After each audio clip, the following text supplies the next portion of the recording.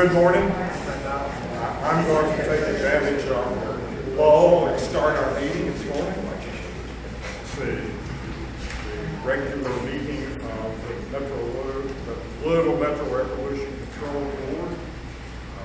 Welcome you to this meeting and call the meeting to order, and note that we indeed have a quorum this morning for our board members. Thank you for being here. The first thing is introductions. Mr. Talley, are there any introductions to be made this morning? No, sir. No, sir. Are there any public recognitions to be made this morning? No. The minutes from the April 18th, 2018 meeting have been published both electronically and in print. Are there any corrections or additions to be made to those minutes? Someone, any electronic corrections or additions to the minutes been requested? All right. In that case, then we will approve these minutes as the record of that meeting. Did anyone register to make public comment this morning? Is there any unfinished business? No, sir. Any new business?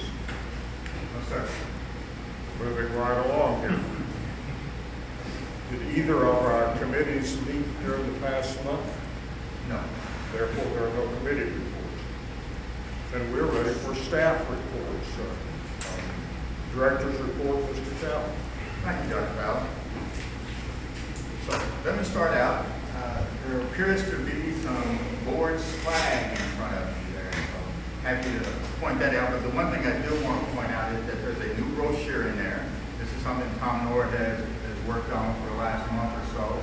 And it's just part of what we talked about all along in terms of getting some additional information out there about the district.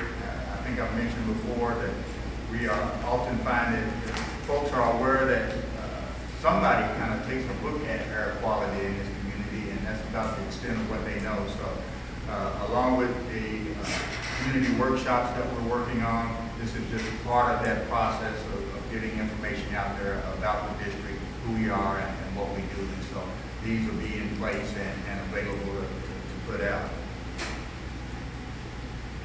So first of all, let me give a few brief staffing updates. And so we are all aware, as we discussed at the last board meeting, about the departure of Paul Hall. And so let me tell you what's occurred since then. Matt King has been, with his acceptance, and Matt's training in Frankfurt this morning, with his acceptance, permanently accepted a reassignment to the industrial permitting manager position that was formerly held by Mr. Hall. Matt has about 10 years in the permitting section prior to taking over as manager of the compliance and enforcement section. And we think that move will help provide a seamless transition and then a continuation of the progress that was started under Paul in our permitting area. And we did not want to lose any momentum in that area. So a lot of good work there, improvement on taking up in the backlog and getting permits out on a timely basis. So we really wanted to ensure that took place. So obviously that left a hole somewhere else. And so to that end, Steve Prevett has been asked to assume on an interim basis the management responsibility for the compliance and enforcement programs. And this will include asbestos and other community-related permits, and then the supervisory responsibilities for a community compliance program. And this was effective April the 24th.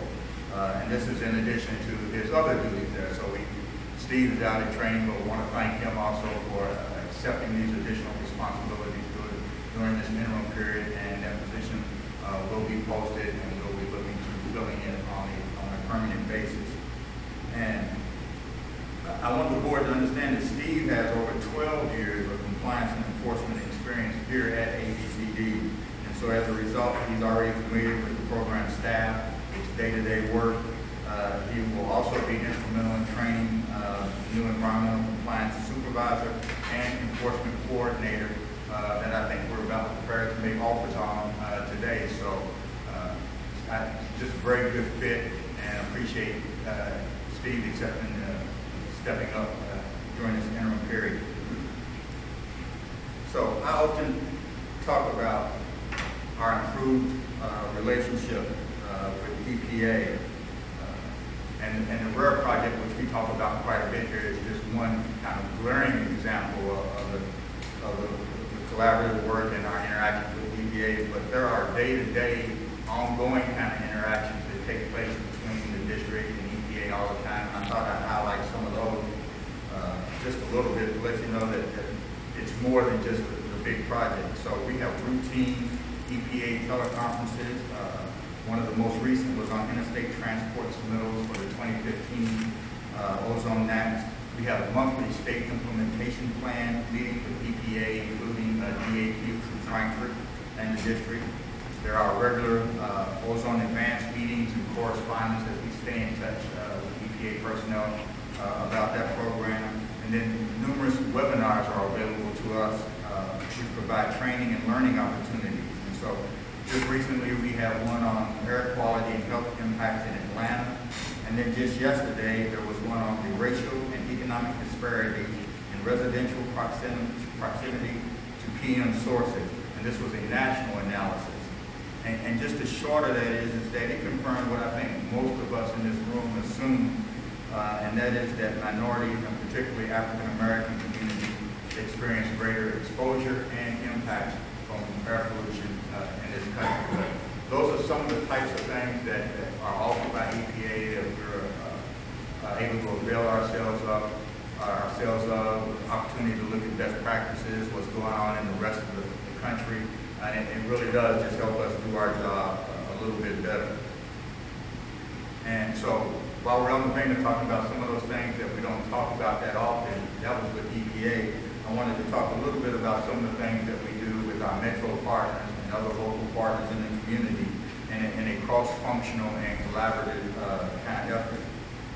So we try to make sure that we are involved where it makes sense to share our experience, our knowledge, and our resources. And so this really is just kind of a short list of some of the things that we get involved with, but we work very closely with the Metro Office of Sustainability, including attending their Sustain Stat presentation. And let me point out that a lot of these take place with Michelle King and her staff of environmental coordinators, Craig Butler, Bradley Combs, and Torian Collins. I want to point them out because they are out in with our metro partners and other partners in the community quite a bit as part of their responsibility. So I just wanted to make sure that was clear. We also do a lot of work with 100 resilient cities. We work a lot, and this is primarily, well, I was going to say primarily Michelle, but other folks get involved, Craig and Bradley, but a lot of work with transportation teams, such as the Louisville Metro Government Transportation Coordination Team, work with the Tiger Grant Program, and that's the work that's being done on Dixie Highway as they try to restructure that traffic flow on Dixie to make it more efficient and also safer. We try to make as many RCAC, the Rubbertown Community Action Council, and the West Jefferson County Community Task Force meetings, for which there was a task force meeting last night that a couple of folks attended here from the agency. And then we try to make as many other related community forums as possible, and we try to involve staff from across the agency in as many of these meetings as possible. As part of that outreach, I think we talked a little bit at a previous meeting about that community survey we were doing. That survey has been that ended. It ended on April 30th. They're in the process of kind of slicing and dicing all of that information and the results, and I think we'll have an opportunity to discuss that more fully with the board at a future date. But we had about 275 respondents, 279 to be precise, respondents to that survey. And we've been told that it's really actually a good total for a survey of this nature. So I want to give thanks to anyone present who participated in that survey. We appreciate your input. Another thing that we try to do is we have bi-monthly all-staff meetings. They're real short, about a half hour or so. And so our most recent one, I wanted to point out that we had James Mead who is head of security for Metro Technology, come in and had an opportunity to talk to the entire staff about cybersecurity, which Metro takes extremely seriously, what Metro is doing, and then more importantly, what we can do to help protect ourselves and Metro data. And just, it really is phenomenal how serious an issue this is. I think he said somewhere in the neighborhood of the millions in terms of the number of attacks that they registered to the Metro network over the course of the year. So it is an ongoing and very serious problem, something that Metro is taking very seriously, something that we ask our staff to take very seriously.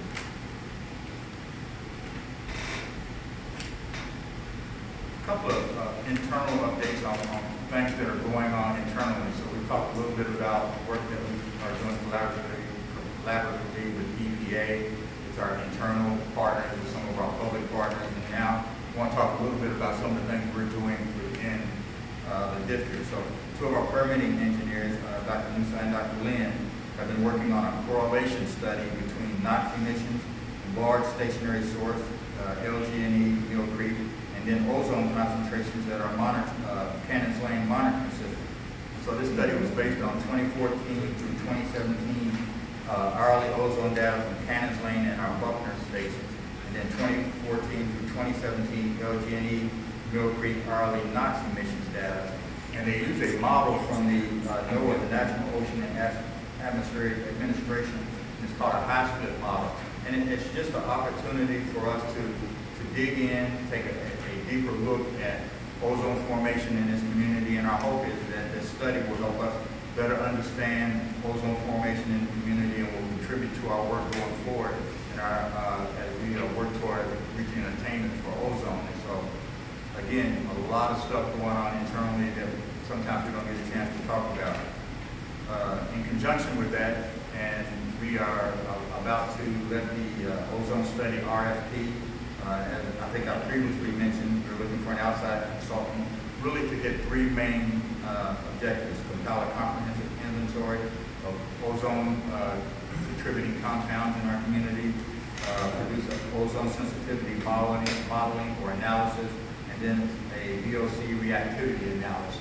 And this, coupled with some of the internal work we're doing, is just going to help us be a lot smarter about addressing ozone going forward. This is the type of work that we do internally that will guide and direct, that we do today, that will guide and direct the work that we do tomorrow. And so I wanted the board to be aware that a lot of things are always taking place behind the scenes as we address the issues that face this community.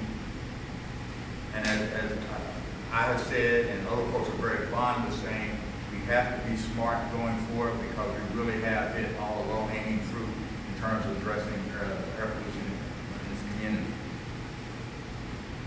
So, let me talk a little bit about an issue that has come up here many times, has come up in our community meetings many times. We talked about some of the internal work that we're doing, looking at odors from the Rubbertown chemical companies. So the internal analysis that we're doing, looking at the companies, looking at what chemicals they use, looking at the odor profile for those chemicals, and that internal analysis and study is ongoing in the agency. And then the other issue, particularly in West Louisville, of course, is MSD. And we've discussed this before. The district has been putting forth considerable effort work with MSD to address odors in West Louisville. So on last Friday, about 9 of us donned our hard hats, steel-toed shoes, and went down to the Southwest pumping station and treatment facility off of Bell's Lane. We had some recent spate of complaints about some very pungent and ongoing odors in West Louisville.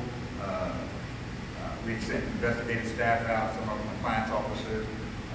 We had identified that Bell's Lane facility as being the source of some of those, and so we wanted to go out firsthand, take a look at what was going on down there. And so we were given a tour of the facility and its adjacent 25 million gallon retention basin.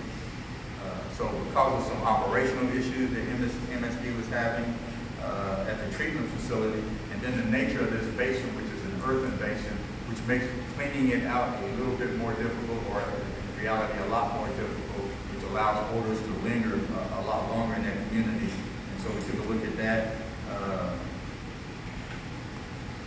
And until that issue is addressed, as we spoke to the staff at MSD, we just understand and made it clear to them that we understood that we were going to continue to have odor issues in West Louisville. And so we discussed with personnel what their plans were to address this problem, to which they indicated they are already working on those.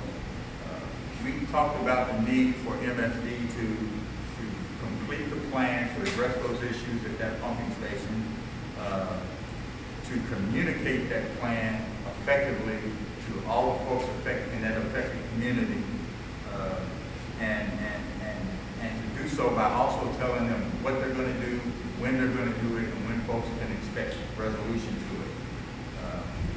I won't go into detail, but we did get an email today from folks at MSD that we're working with. They are laying out some dates, some plans on addressing that issue, and we'll allow them the opportunity, because we made it very clear that we think this is an issue that they need to grab out of horns, they need to get out in front of and address with the community. But they have relayed to us that work has begun. They are taking some interim issues, and then they're looking at what the long-term solutions are and working on the plans to put those in place. I think, as we all know, MSD is under considerable pressure to complete its consent decree, and that they are under additional pressure to address some very serious infrastructure issues with their aging network of sewers and piping, and so that's throughout our community. But the odor issue in West Louisville is one that is of significant concern to the folks who live in West Louisville. Something that we hear about, I'm pretty comfortable saying, about 100% of the time when we go out and talk to the public. And so we want to keep that on the forefront. We want to make sure that they understand that it's a concern, because it's the right thing to do, and also because Apcd, for whatever reason, we bear the brunt of all those complaints that come from folks in West Louisville, and quite frankly, it's MSD's problem. It's not Apcd's problem. We want to be part of the solution, but we want them to get out in front of this and take ownership of it. So that's the kind of discussions we've been having with them, really over the last year and a half, and a lot more directly probably in the last 6 months.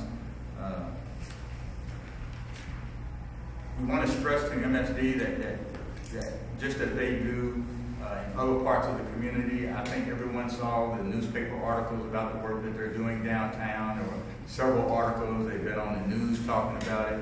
Well, that's the same thing they need to do when they address the issues in West Louisville. It needs to have the same communication. Folks need to be made aware of what the problem is and how it's going to be fixed. And that's the type of equity issue that they need to address. They need to make the odor issues in West Louisville as much of a priority in their work as they do the other things that they do in the community. And it really should only be second to those issues that are a clear and present physical hazard to folks in the community, such as streets caving in and flood protection. So obviously those things would be a first priority. The odors in West Louisville, because they are so pervasive and ongoing, need to be a top priority with MSD, and that's what we try to stress with them. So we will continue to work with MSD towards better odor outcomes for that community. And I will say, although things never go as fast as we want, we do appreciate the working relationship that we have established with folks at MSD and the work that we're starting to do together. So we will stay on top of that. We will continue to push, and we'll try to get them to do what they need to do in terms of being out in front of this issue.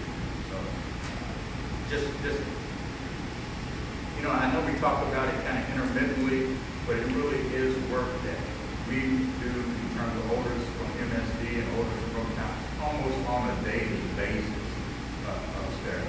So I wanted to make you aware that this is not something that just comes up once a month when we talk about it at the board meeting. It's something that we deal with constantly.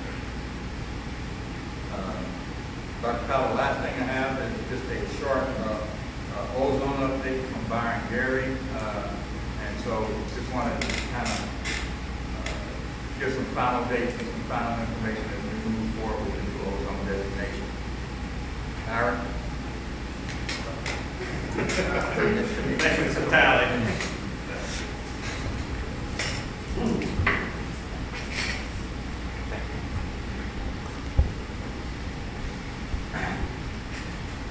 So I think I've met most folks out there, but I'm Byron Gary, regulatory coordinator for Apcd.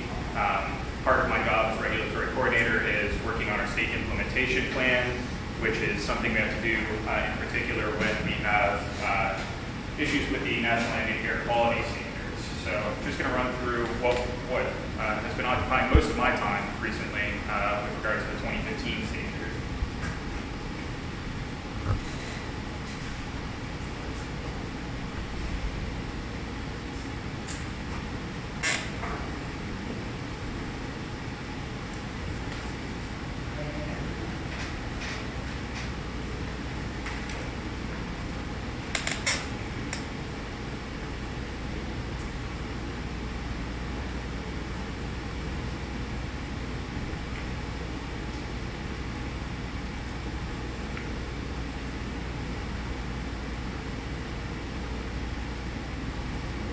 Well, while we get the IT working, I think everybody probably knows that EPA updated the ozone max in 2015.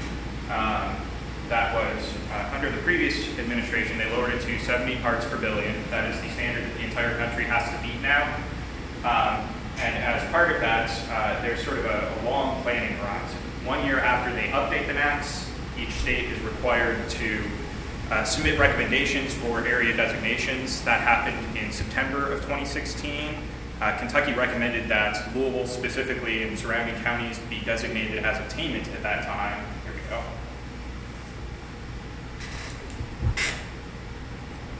Maybe.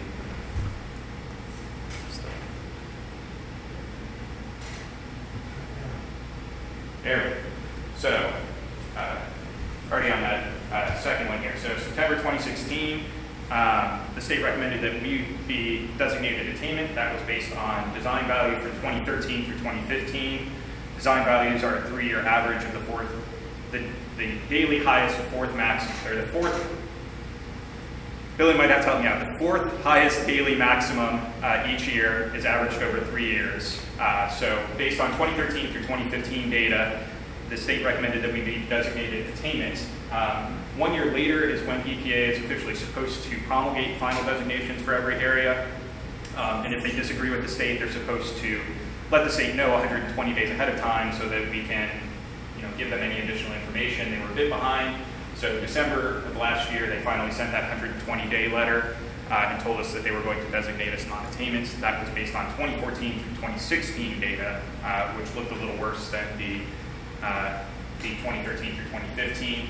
And just about 2 weeks ago, I think the date was April 30th, they released the pre-publication version of that final designation. It hasn't been published officially in the Federal Register. It's not final until that happens. That should happen any day now.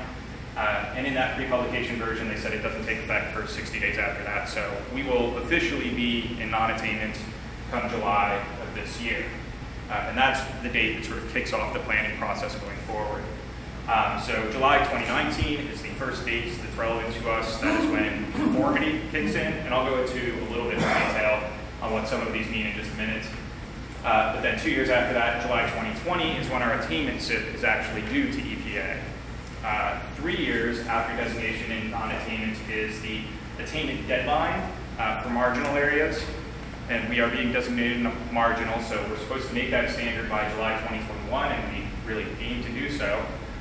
And hopefully, at that time, we can start working towards redesignation back into attainment as quickly as we can.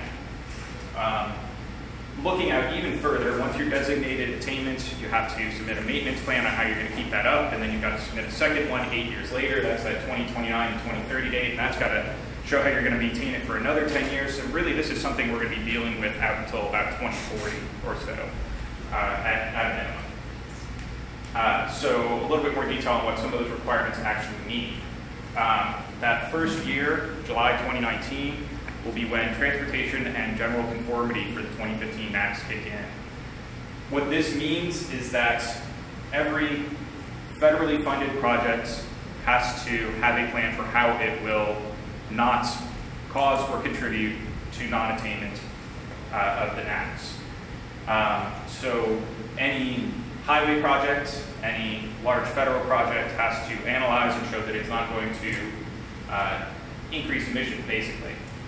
Year 2 is when that SIP is due. As a marginal area, we anticipate that the only real big elements of that state implementation plan will be a comprehensive emissions inventory.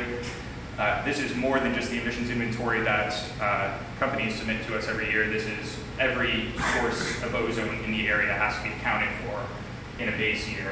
That probably will be 2016 or 2017. And we have to have an emission statements rule in place. That's the emissions inventory rule that we already do have. We just have to submit to EPA and show that that's going to keep us in compliance with their requirements. Then year 3 is when we have to start implementing non-attainment NSR. In reality, we do that as soon as we're designated non-attainment, but also the deadline to make attainment. If we don't make attainment in 2021, there are a few options, but according to the statute, within 6 months, we are supposed to be bumped up to the next highest designation status, which is moderate. And that kicks in a whole bunch of other requirements that I won't explain now, because hopefully we won't have to do that, because that's a lot of paperwork for me, for one. So this is just a graph of our design value. It's been shown any number of times before. Most recent update is that 2015 through 2017 design value. We are holding steady at 74. Previously, we had thought we were at 75, but we're not going up. But you can see that the general trend is downward, and we anticipate that to continue. In fact, a closer look at just the last 3 years and out into the future, you can see, while we jump past 2 years just a little bit, EPA has already conducted modeling out to 2023. That was for not the 2015 ozone NACs, but for interstate transport for other reasons. And that is when EPA has modeled us in attainment. Problem is that's 2 years after when it was supposed to be in attainment. So our goal is to change this trend line into this one. It's not a huge difference, but it's really important. And it's important to note that EPA model design value is without any additional local controls. That's just based on things that they already know are in the horizon, added controls on cars and fuels and changes in power plants and things like that that are already happening. So that's without us doing anything. We want to find a way to budge that back just a little bit. So what we're looking at for that is, as Keith mentioned, exactly how ozone is formed. I think everybody here has seen or used this image in a slide at some point in the past. Ozone is formed by a combination of NOx, oxides of nitrogen, volatile organic compounds, and sunlight. But really, it's not as simple as that. This is a bit more what it actually looks like. Just to help a little bit, this is NOx on the y-axis, this is volatile organics on the x-axis, and these isoplets here are ozone at any given mix of NOx and VOCs. And that's really hard to grasp, especially at first glance, so here's how I like to think about it. If you have a whole lot of VOCs and only a limited amount of NOx, and you can only form ozone up until all that NOx is consumed.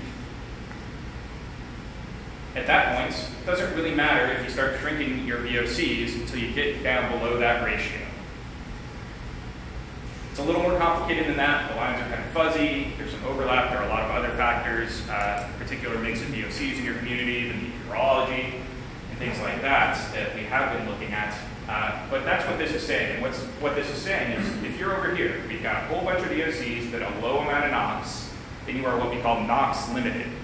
And your best strategy for controlling ozone is to bring that NOx down. And you can see that's where the ozone starts decreasing. When you're over here, if you cut NOx, you start going down to those lower isoplets. We aren't exactly sure where we are in this mix, we anticipate we're probably somewhere in this area where cutting VOCs could still be useful, but NOx is more effective. That's based on some of that sort of nationwide modeling that EPA has done, as well as some anecdotal evidence that we've looked at. And this is just a look at the sources of NOx and VOCs in this, this is based on the 2014 National Emissions Inventory. These are emissions in Jefferson County. It's kind of hard to read, but VOCs, you'll notice that the biggest piece of the pie there is non-point sources. These are things like gas stations, dry cleaners, home products, hairspray, pine salt. And these are basically things you can smell. So gasoline, that smell from the gas pump is a VOC. When you do your laundry and it smells good, that's another VOC. Pine salt smells good, that's a VOC. Pine trees is another large source, especially in the southeast, of VOCs, the good smell. NOx basically comes from when you burn things. You'll notice the biggest piece of the pie over here is point sources. So anytime you're burning coal or natural gas, but the next biggest piece is mobile sources. So burning gasoline or diesel forms NOx. So how we're planning on figuring out what to do about this. This is our sort of immediate planning process.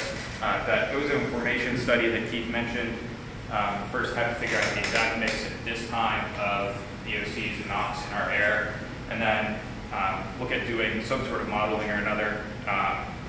That proposal should come out hopefully within the next month or two at the latest, and we're looking at probably about a 6-month process for that to actually occur.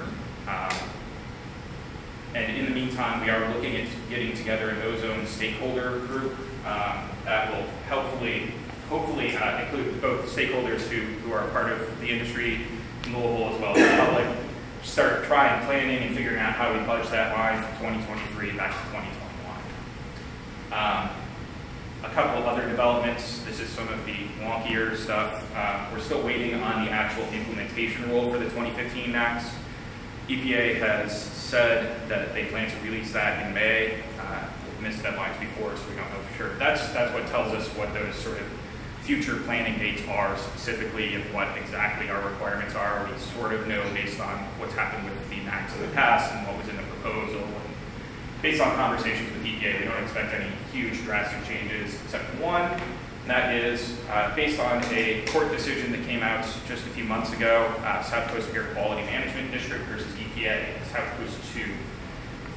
The 2008 implementation rule revoked the 97 standard. They were looking at doing the same thing with the 2015's implementation rule, revoking that 2008 standard.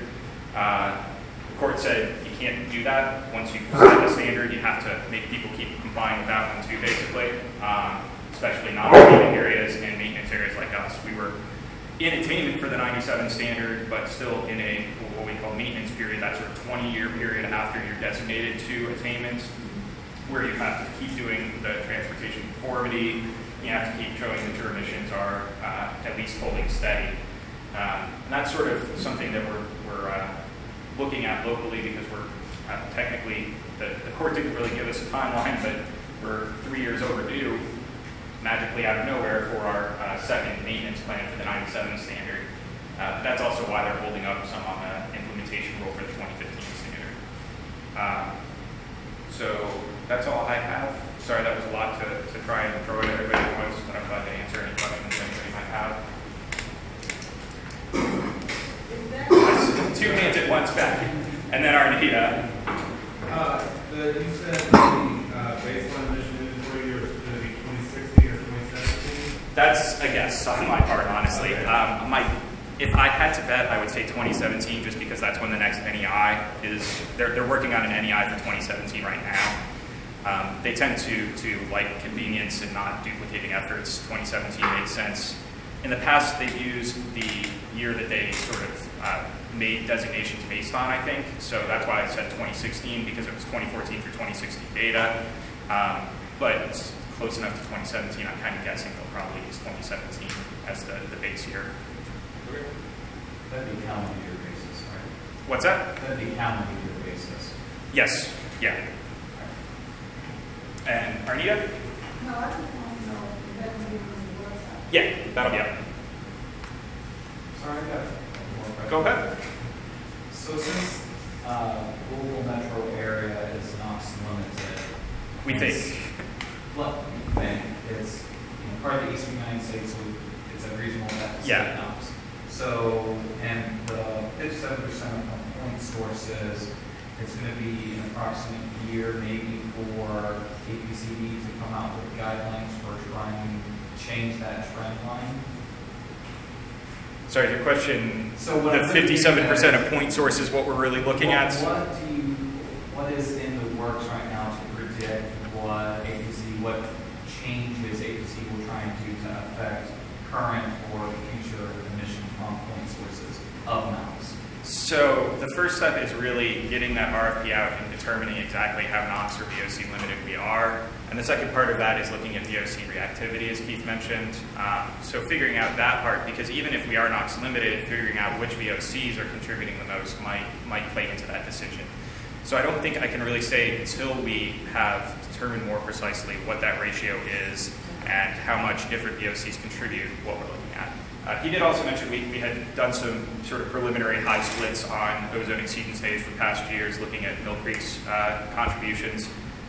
That's really preliminary as well, but we haven't. That's for the stakeholder group, I think, is the best answer. What was Yeah, that NOAA model? high split. High split. HYSPLIT. Thank And you. that's available online. You can download it. It's really convenient. I'm not into that stuff at all, but even I can do it using Google Earth, so really convenient. Thank you. Yes. Are there questions, the board members? Go next. Is someone else? Please. It's me. Oh, it's me. Okay. Okay, Brian, the 2023 EPA projections on those are based on existing regulations. So yeah, I'm sorry. Which would include the fuel economy standards currently in place, but which the federal government is talking about easing up on. So how? First of all, obviously, if they do, that would change that projection. But Yeah. also, might the Clean Air Act and the ozone mass be an impediment for the administration to carry out that reduction by challenges in federal courts? So the fuel economy standard and the NACs are directly linked. There are different titles of the Clean Air Act, so it doesn't really play into their decision. Their decision, to my understanding, and because we don't deal with mobile sources directly so much, I haven't actually done that deep into it. But my understanding is their decision on the fuel economy standards is based on the achievability, which is one of the factors they have to look at, and they are saying they don't think that the future year standards were achievable anymore. I don't think it's going to be a huge impediment because they're not raising the standards, they are freezing them at the 2020 CAFE standards. So the fleet standards will hold steady from 2020 to 2023 instead of decreasing. It definitely could still have an impact, but that's also a proposal stage, so it's hard to say what the impact will really be. But yeah, the 2023 national modeling was based on the 2011 NEI, which is the previous one to the data that I showed, but they also did take into account known, I forget how exactly they phrased, but known and anticipated changes in fleet and industry. It could, yeah. As I showed, mobile sources are only about a quarter of the piece of puzzle of NOx, and NOx is actually a larger part from the diesel standards, and I don't think they're changing the diesel standards. It's the petrol with the gas-powered vehicle standards that they're changing the fuel economy standards for, I think. Thank you. I don't see why it wouldn't apply for diesel vehicles. I'm not sure. I'm not that familiar with CAFE standards. That's Good. Any other questions? So the answer is maybe. maybe. Yeah, the answer is maybe. And that RFP will be really important to us in another fashion because it will get that comprehensive base year emissions inventory and modeling to determine exactly how limited we are. Part of it is we are asking for proposals for a future year inventory and modeling as well. So if we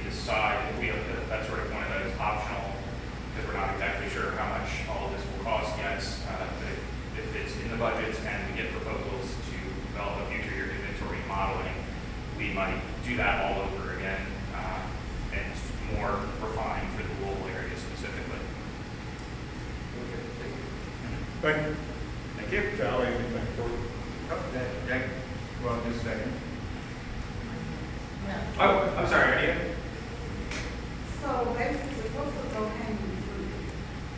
The low-hanging fruit is the stuff that's gone. The low-hanging fruit is in the basket already. Yeah. Yeah, right. The point source non-submissions accounted for 56%. That was 2014. That was 2014. So do we have any kind of, is that expected to change much if we're looking at 2016, 2017? We don't have comprehensive info for 2016 yet. The next will be the 2017 NEI when they finish that up. There will probably be a change just because Cane Run converted to natural gas from coal, and most of that point source is very coal. That'll be the biggest change, though. I'm not sure I can say how much production that actually causes in that 57% until we recalculate the point and other sources as well, because all of those will probably have shrunk somewhat.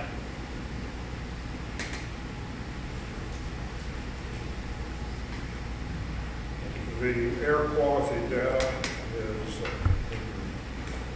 published. Any questions about the air quality data?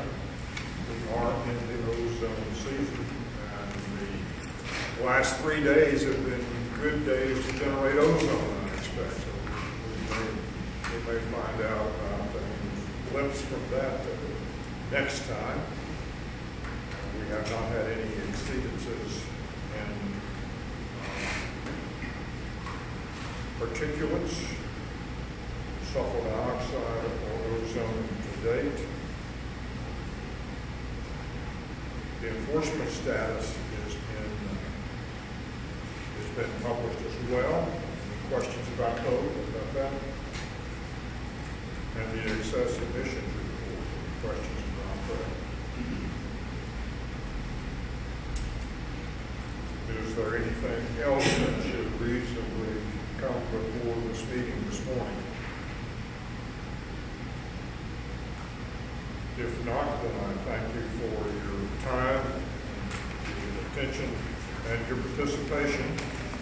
I point out that we will need to have elections of officers of the board in July. And I will have appointed a nominating committee for that purpose. There are also several board members who will need to be replaced, and those names and appointments are being considered. The next meeting of the board is Wednesday, June the 20th, 2018, at 10 a.m. in this room, and we are adjourned. Thank you very much.